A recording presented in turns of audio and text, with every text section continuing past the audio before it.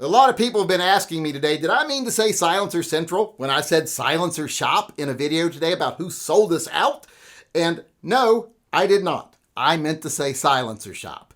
And I'll talk about that a little bit more and address Silencer Central in a couple of seconds. But I also tonight want to talk about what cowards, what low self-esteem individuals so many people in the gun community have become.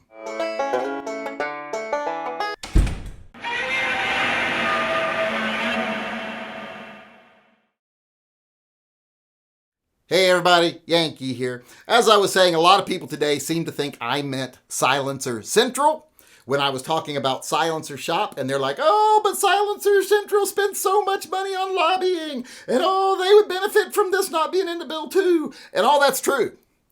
And I don't doubt for a minute that Silencer Central did lobby to have this stuff taken out. But they were lobbying for years, and they haven't really drastically increased the amount of money they were spending on lobbying. In fact, what they spent in 2024 was pretty similar to what they spent in 2023. They didn't seem to really drastically increase their spending. Silencer Shop, however, after not being involved in lobbying at all, in the last 3 months of 2024, while this bill was being written and considered, they spent as much as most groups do in a year. And the way they did it, through family members and friends and employees and everything else so that they could give bigger amounts of money in a shorter period of time, makes them look very guilty. Also, Silencer Central came out and said they didn't have anything to do with it. Now, do I believe them? Not really.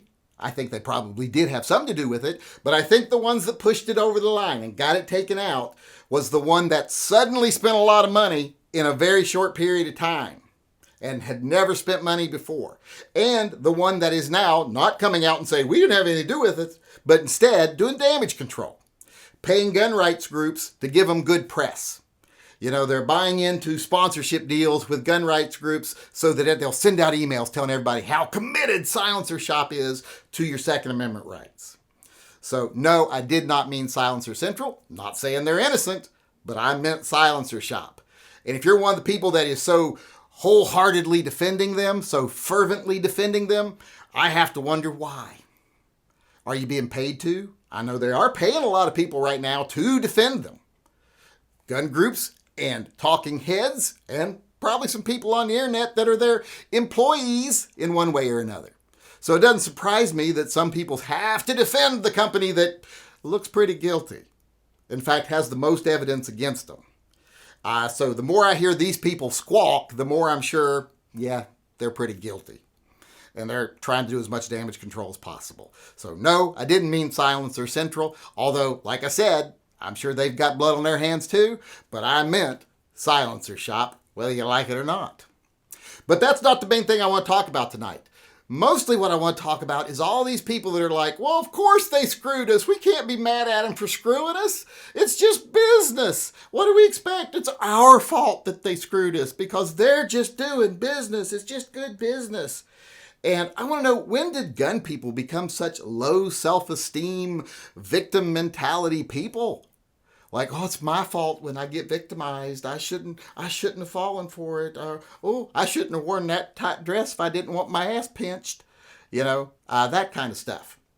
When did we become that? I don't know, but it seems like it's happened. Because it is not good business or just business to sell out the Constitution of your country. That's not good at all.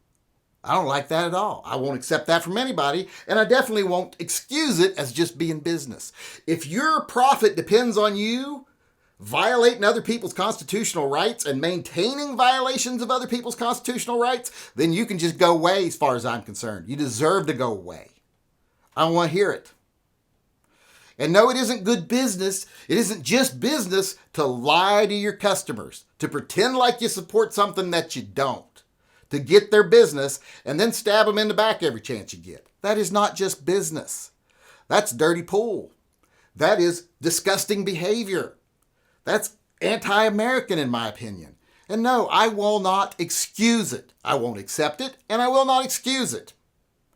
I won't buy anything from Silencer Shop unless they can prove that they weren't involved, which I don't see that happening. I probably won't buy anything from Silencer Central either, because they do spend so much money on lobbying, and they would benefit from this being pulled. So I don't trust any of them. The silencer companies. Screw them all. Because they actively fought to keep our rights infringed, to keep suppressors on the NFA. I don't know about you guys out there. Maybe I just have higher self-esteem than some people.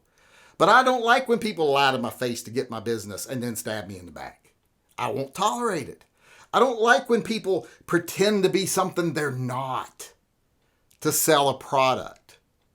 And I don't like when people are more than happy to violate your rights and have you be treated poorly and be, like I said, infringed upon by the government just so they can line their pockets with all that money they make.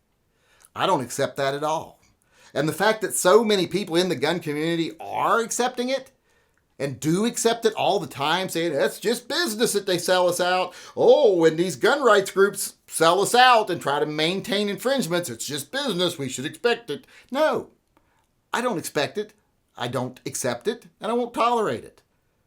Once these companies prove something like this to me, like the NRA and a lot of other gun groups, they're dead to me forever. I don't want to deal with these people ever again. As long as they're involved with it, it's like Springfield Armory. I still ain't buying anything from Springfield Armory. Ain't going to do it. As long as that guy's in charge, I'll never buy anything from him. Because I don't accept someone trying to stomp on my rights for profit. I don't accept someone lying to my face for business. I don't accept someone pretending to be something they aren't just so that they can make money and then turn on me and turn on my community and stab us in the back. I don't accept that. And I won't accept it in this case either. And it makes me sad to see so many people in the gun community now that, like I said, have that victim mentality like it's somehow something they should expect. They should expect businesses to treat them like that. Well, I don't know where you were raised or how you were raised, but I was raised that if someone treats you like that, no matter what their business, you never do business with them again.